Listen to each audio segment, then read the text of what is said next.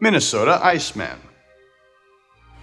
In the history of the natural world to the supernatural, I found many weird things. But just because I don't know what it is doesn't make it supernatural. While the true heart of science is to always question even yourself. In the end, I have become an objective atheist. I am an atheist, but I want there to be more.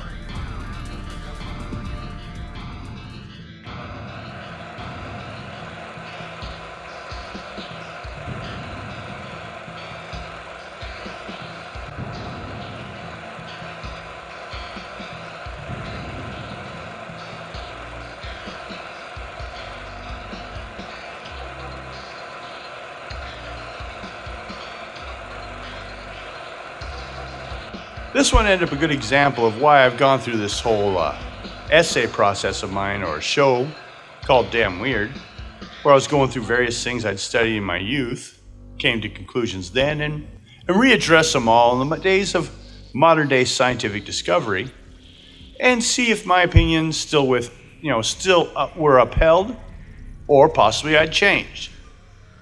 In this one, we have the latter.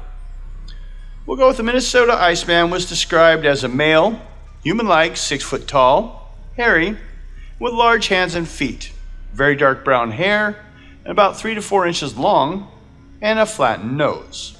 One of its arms appeared to be broken, and one of its eyes appeared to have been knocked out of its socket, allegedly by a bullet that had been said to have entered the creature's head from behind.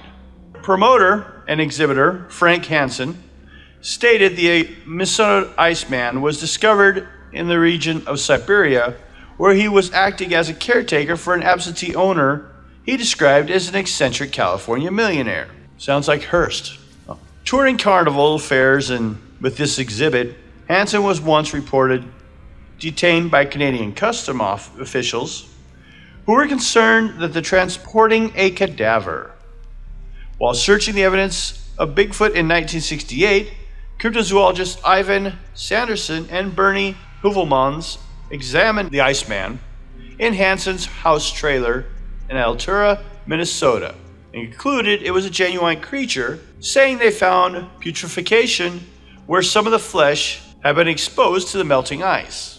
In 1969, Heuvelmans wrote an article in the Belgian Scientific Journal about the Iceman, suggesting that it was a new species of Neanderthal called Homo pongoides, and theorized it was most likely shot and killed in Vietnam during the Vietnam War. Prompted by Heuvelmans naming the Iceman Homo pongoides, the FBI was informed, and the subjects might potentially be of a human victim. But the agency did not investigate it, possibly because they believed it was a hoax.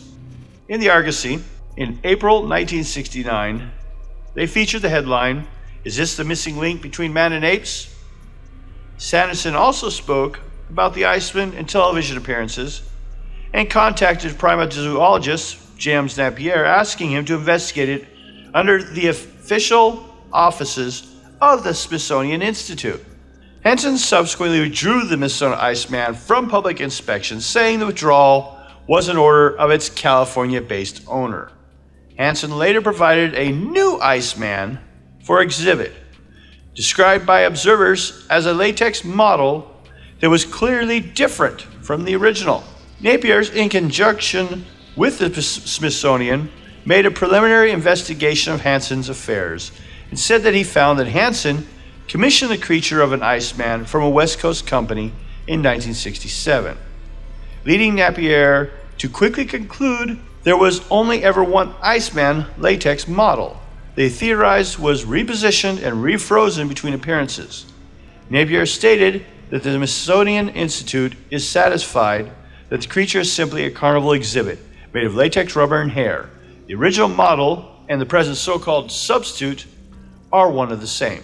The thing I find interesting here on this factor was we need to check that Bigfoot, we could call it, or Neanderthal or primitive man, because it was a latex costume, they're saying. 1967 also matches up with the Bigfoot sighting, the Gimlin thing. Same, not right there, but whatever quality made that costume could have made the other. But it also gives us a captured view of what was to be able to be done at the time in latex. Although it was only 6 feet tall, whatever could have been done on latex probably could have been also taken to a full size, with supports even if necessary. Although I still support Bigfoot. But this is something that does need to be looked at, maybe x-rayed or whatever. Get some good view to see what was going on there. Follow that with in February 2013, the Minnesota Iceman was reportedly auctioned on eBay. The listing read, "This is the actual sideshow gaff billed as the Minnesota Iceman by Frank Henson in 1960s. This is the one-of-a-kind hoax that was fabricated in the mid-20th century. It was reportedly purchased by Austin, Texas Museum of the Weird, owner Steve Busty, who has placed it on public display. Although it would make sense he would not support there being another one if he wants to own the only one. But like I said, I would like to see it studied.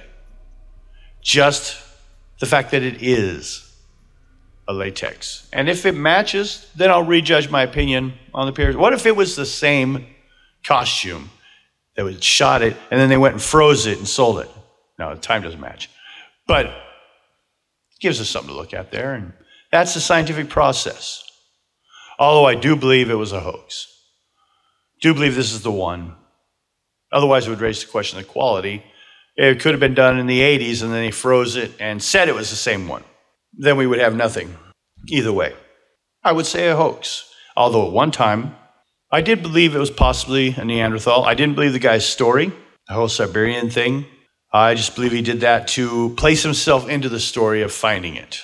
If he just discovered it, it could be argued as a historical item and not something he could claim personal and travel around the world with. In that, my opinion has changed over the years, and that's why we do this. You need to take the ideas of your past and occasionally revisit them, because you may find out you weren't quite right as you thought. Thank you, and have a nice day.